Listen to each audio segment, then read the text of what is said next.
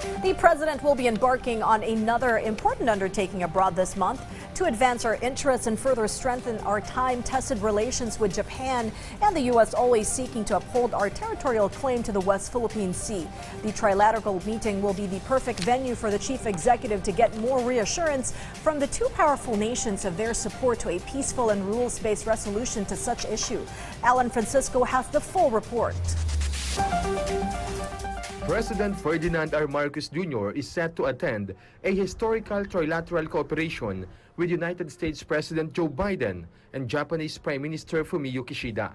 On April 10, President Marcos will travel to the United States. According to Foreign Affairs Acting Deputy Undersecretary Hans Mohaimin Siriban, the three leaders will tackle economic cooperation or the collaboration among the three countries for economic development, cooperation for climate change and clean energy, technology, supply chains, and the promotion of peace and security in the region. This Trilateral Summit is significant to help further promote dialogue and peace in the region.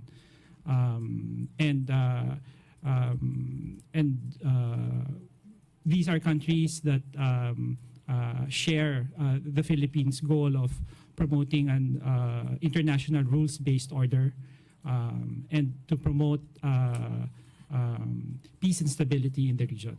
The DFA official said talks on tensions in the West Philippine Sea are on the table. Yes, I think we can expect a discussion on the recent incidents. Of course, the joint vision statement is still under discussion, but we can expect an alignment of views among the three countries on the recent incidents in the West Philippine Sea. We will note the recent incidents, and our three leaders are expected to include this in their discussions and in the vision statement. Siriban clarified that trilateral cooperation is not directly targeted at any particular country. I think for us, the important thing is that, we are open to our lines of communication, our lines of dialogue and consultations have always been open. So this applies to all the countries in the region. So in fact,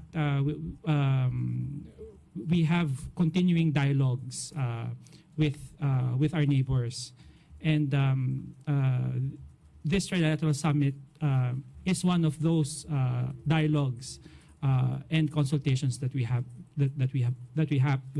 So